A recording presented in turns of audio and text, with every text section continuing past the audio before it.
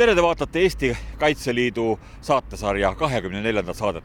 Me tahame teile selles saates täna näidata ühte videolugu jaoõppustest Harjumaal, mille valmistas meie saate jooks ette Kaitseliidu ajakirja Kaitsekodu toimetus. Ja siis me läheme Pärnumaale vaatama seda, kuidas üldhariduskoolide õpilastele antakse riigikaitseõpetust. Pärnumaal toimus Kaitseliidu organiseeritud riigikaitseõpetuse laager. Küsime Kaitsekodu peatoimetajalt nooremleitnant Karri Kaasilt sissejuhatuseks, mis õppus see selline oli ja mida seal harjutati. Tegemist oli Harju maleva jaokontrollõppusega, mis siis toimus märtsi viimasel nädalavahetusel Soodla harjutusalal. Et selle harjutuse tegi eriliseks ja see oli peamine põhjus, miks me seda vaatama läksime, et sellel kasutati simulatsioonivahendid ehk siis laserveste ja relva külge kinnitavaid lasereid. Et see on selline süsteem, mis siis annab siis võitlejatele märku tabamustest ja lähedalt mööda läinud siis nii-öelda virtuaalsetest kuulidest. Üldiselt Kaitseliidus on seda väga vähe kasutatud, et see oli nagu üks esimesi kordi, kus nii suures mastaabis kasutati, et seal lõppusel oli umbes paarikümne jaokanti, kes siis kõik seda said kasutada ja siis need süsteemid olid peale pandud kõikidele võitlejatele, lisaks siis relvastusele, tavalistele automaatidele, kuulipildujatele, granaatidele ja ka tankitõrjerelvadele. See laservestide kasutamine on sellepärast hea, et see annab võitlejatele kohese tagasiside, et ei ole nagu paukpadruniga, et sa võid aimata, kus see lask läks, vaid et kohe saab võitleja teada vastavate andurite kaudu, kuhu see tabamus tuli või siis kui lähedalt mööda läks.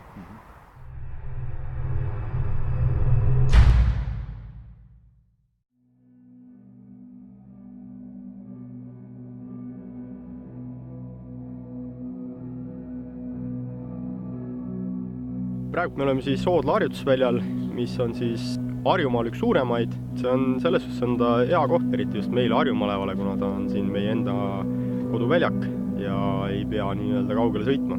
Põhiülesanne siis puhastada rühma koosseisus oma jaoga maa-ala sinna maha jäänud vastase võimalikest elementidest, mis siis algab alati käsuga, kus jaoülem saab käsu ja annab selle käsu edasi siis oma jaole ning liigutakse siis formatsioonis, nende poolt valitud formatsioonis välja maa-ala puhastama. Ja stsenaarium näeb ette siis seda, et liigutakse kuni satutakse vastasega kontakti ja järgmised drilli elemendid seal on siis vastase mahasurumine oma tuleliikidega, siis vastase asukoha kindlaks tegemine ja manööver. Ja antud harjutusel me siis vaatamegi, et kuidas jaoülem suudab vastu võtta otsust, lähtudes siis olukorrast ja maastikust ja kas ta valib õige manöövri. Ja tulemused on siis näha, et ükski otsus ei ole vale, aga lihtsalt need võivad mõjutada seda lõpptulemust. Ja kui nad on oma manöövri sooritanud, siis teevad nad reorganiseerumise, kus siis vaadatakse üle haavatud, tehakse ettekanne, kõike seda kontrollitakse, sidepidamist, kõik jaoülema, pooljaülema, kogu üksik isikuni välja nende tegevust. Ja seejärel on harjutus lõpp, kus antakse neile siis kiire tagasiside nende sooritusest ja mida nad peaksid parandama või mis läks hästi.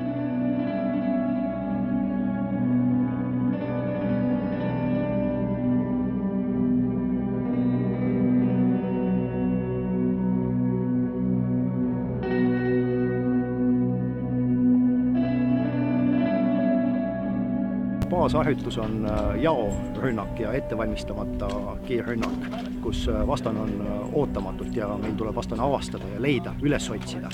See on kõige väljakutsete rohkem. Et kui meil on planeeritud rünnak, siis meil on vastase kohta midagi teada. Siin on täiesti ootamatu, ta võib olla igal pool, teda võib olla liiga palju, võib olla piisavalt, et teda ise hävitada, aga võib ka olla liiga palju, et tuleb lahti käida temast. Meie oleme konkreetselt, me oleme tankitõrje üldse 90 tankitõrje kauritega.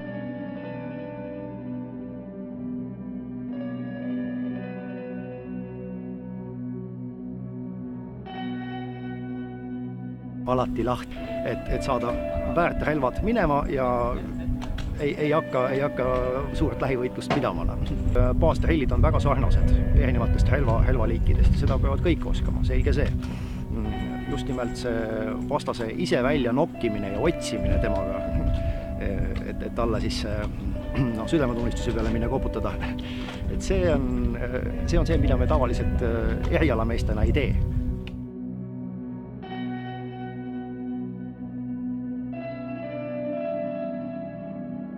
Mõistame sellega paremini jalaväe drille ja vajadusel suudame neid ka toetada, ka jalaväena, kui meil selleks vajadus peaks tekkima.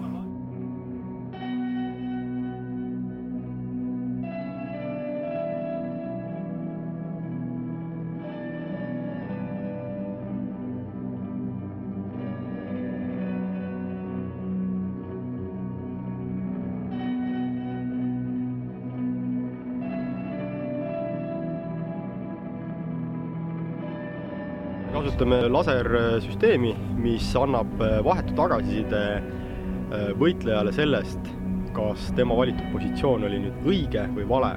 Kui ta ikkagist saab kas siis pihta, vastase poolt välja lastud siis laseri poolt, mille siis vastuvõttev sensor registreerib, andes siis teada, kas läks lähedalt mööda, läks pihta, millised olid need mõjud. Et see on hea sellepärast, et see annab võitlejale tagasisidet tema üksikvõitleja oskustest. Et kui need on ikkagist kehvad või on ununenud, siis ka see väikene ripsakas, mida siis vest annab sulle häälega teada, et läks lähedalt mööda, paneb sind natukene teisiti mõtlema ja vaatama hoolikkamalt ümberringi, kas see positsioon, kus ma ikka olen, on sobilik selleks tööks, mida ma praegu teen. Või siis, kui ta mingid muudatusi sisse ei vii, siis paraku tuleb sekkuda ja alustada otsast peale nii-öelda.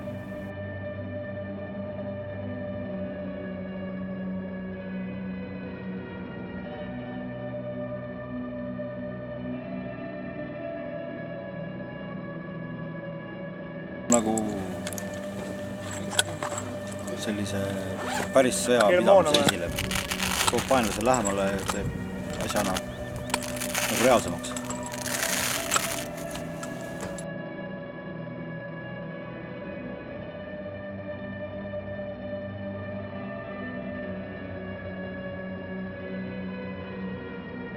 Meie tagame siin praegu reaalmeditsiini, et kui nüüd keegi peaks ennast jala väänama või mis nüüd, siis lihtsalt vaatame üle ja siis vastavalt sellele. Näiteks anname endale kogemusi ja saab nagu tegutseda teises erialas nii-öelda.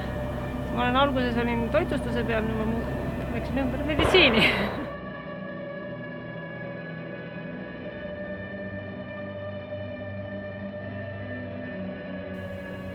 Mehed on võtnud tõsiselt seda, mida me oleme neile siin viimasel kuudel rääkinud, et on näha, et nad on harjutanud ja tublit tööd on teinud.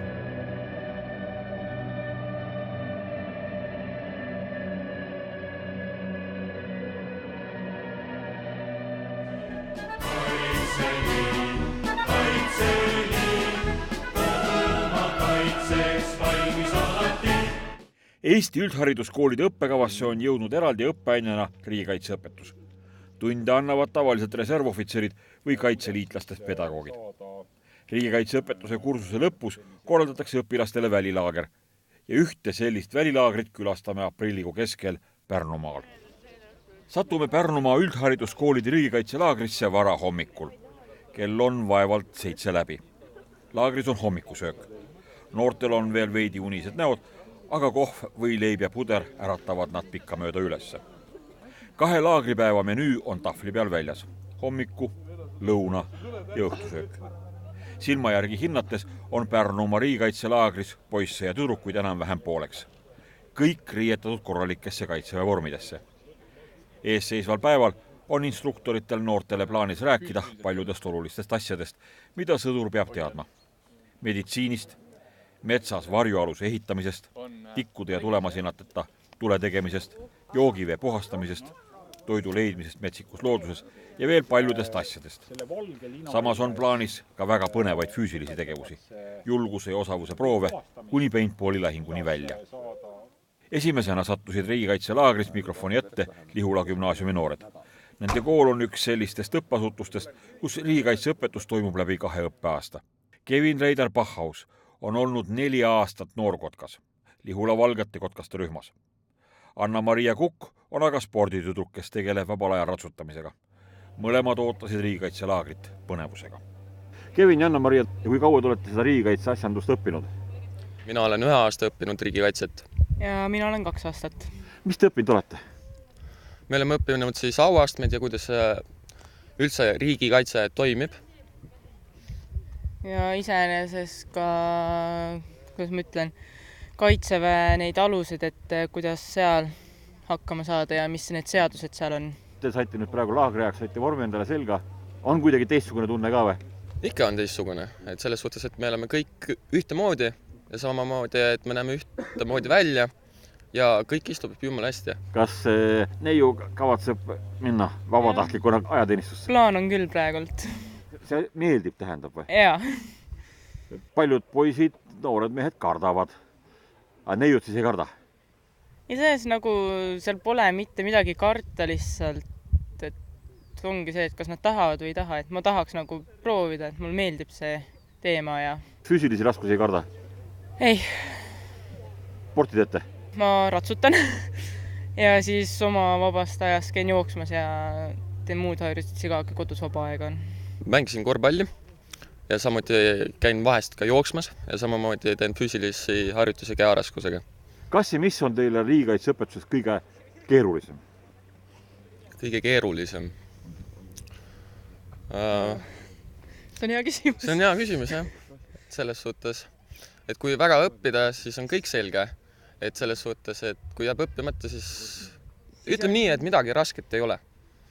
Et kõigega saab hakkama. Et teiste ainete kõrval, mis on tavalised kooliained, nende kõrvalt riigikaitseasjade õppimine on kergem. On kergem, jah. On kõvasti kergem. Major Margo Sai on riigikaitseõpetuse laagri ülem. Mida te õpetate neile selles laagris?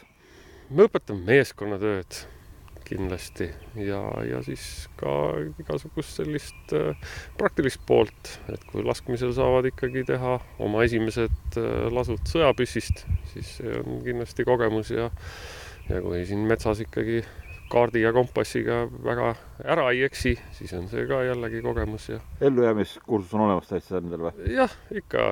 Selles mõttes nad saavad ka teadmisi, kuidas looduses hakkama saada ja kuidas sellised esimesed võtted välja näevad, kuidas loodusest midagi hankida ja kuidas mingiseid märke lugeda loodusest. See riigikaitselaager lastele siin on mingisugune lõpueksam nendel riigikaitse alal või? See on teoreetilise osa jätk, et nad on saanud 35 tundi teoreetilist õpet, mõnest koolid ka natukene rohkem ja siin on siis see praktiline pool, mis neile juurde käib.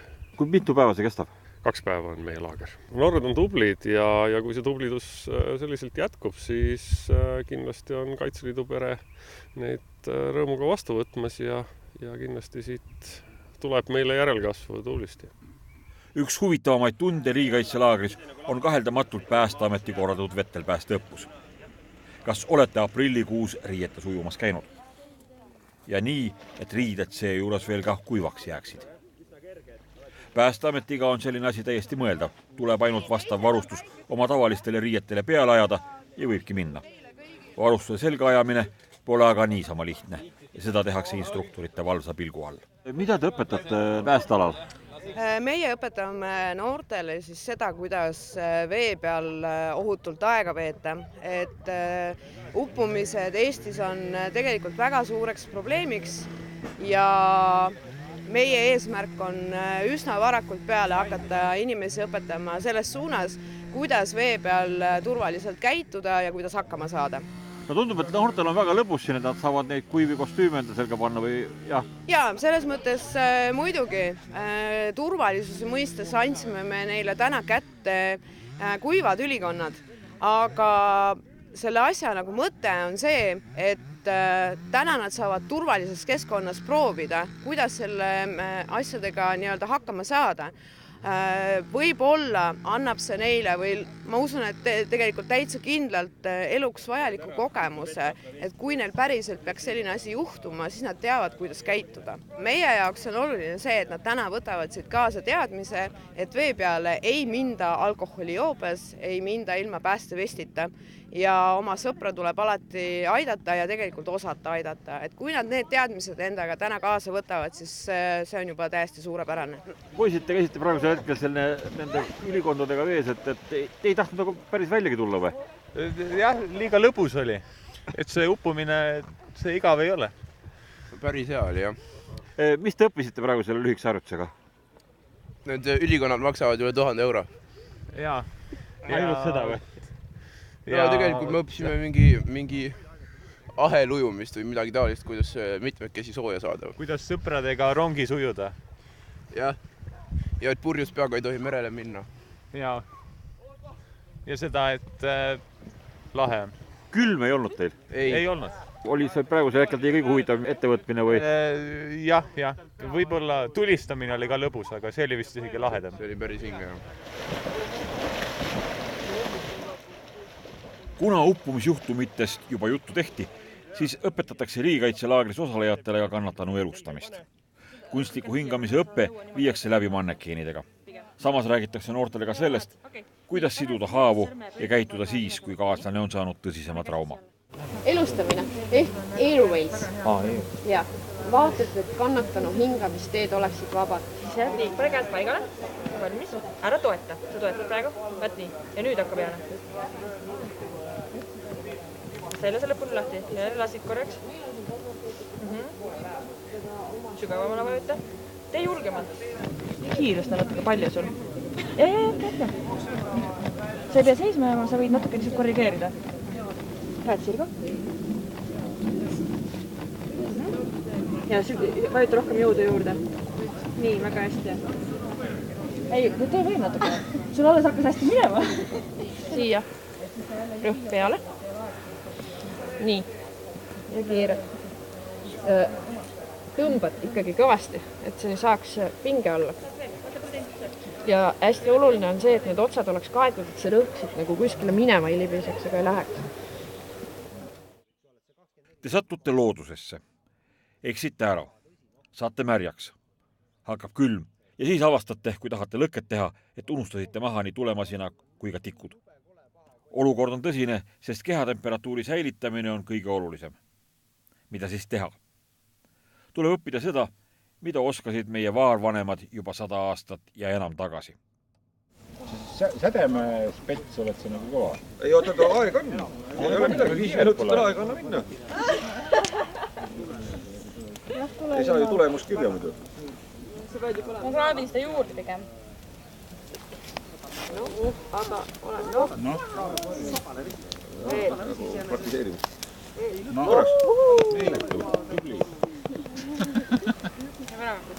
Üleelamisinstruktor Kristjan Prii räägib noortele stopp-reeglist.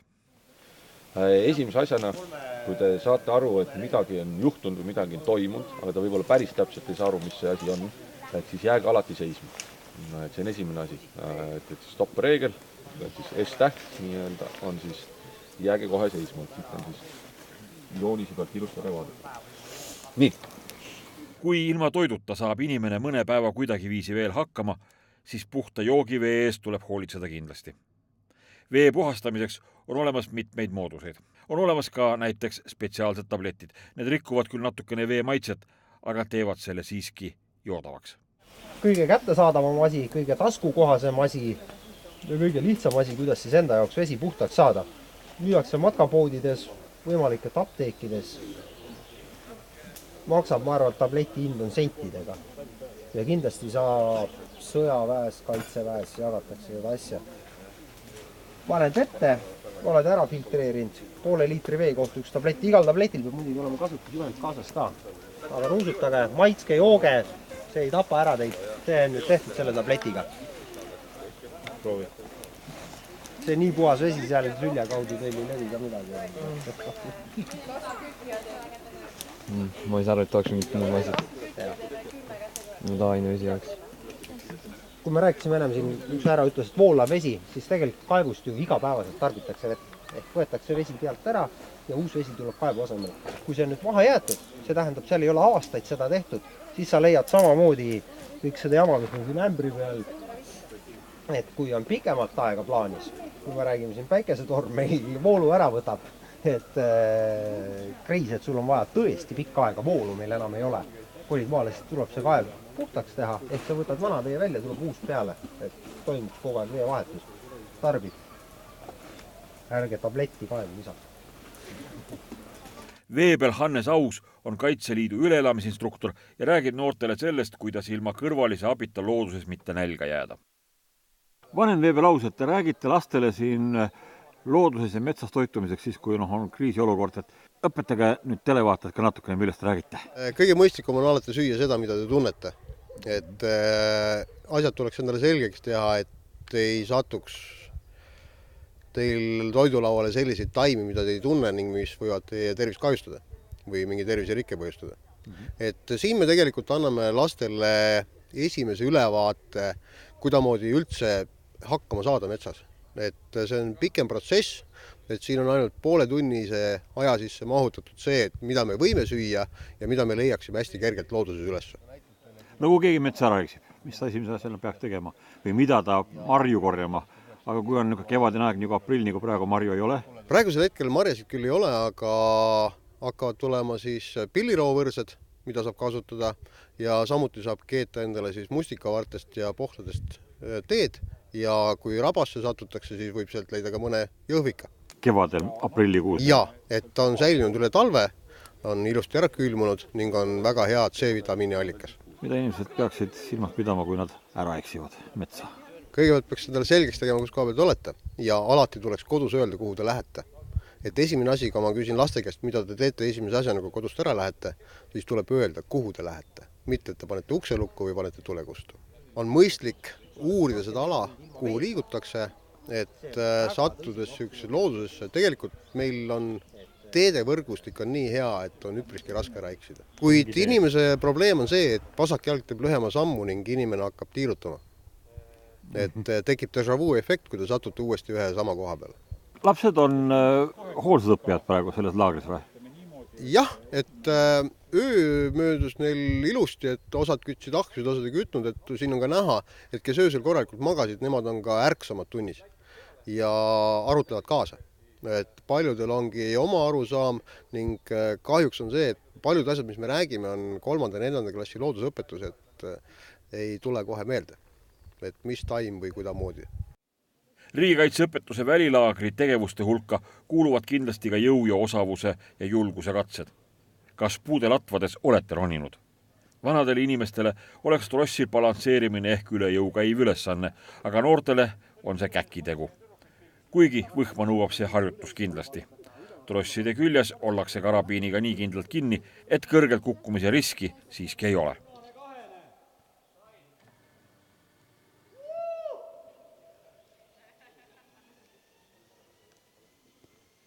Mis te arvate nendest riigikaitse laagrist siin praegu? Väga ägeda on, saab kogemusi juurde ja saada distsipliini rohkem.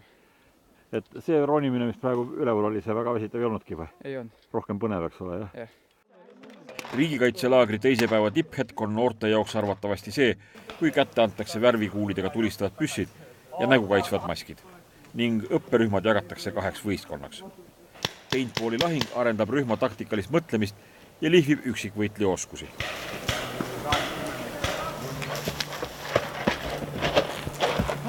Riigikaitselaagri korraldajaks Pärnumaal oli Kaitseliidu kohalik malev ja selle organiseerimine maakonna üldhariduskoolide õpilastele on Pärnumaa kaitseliitlastele juba traditsioon.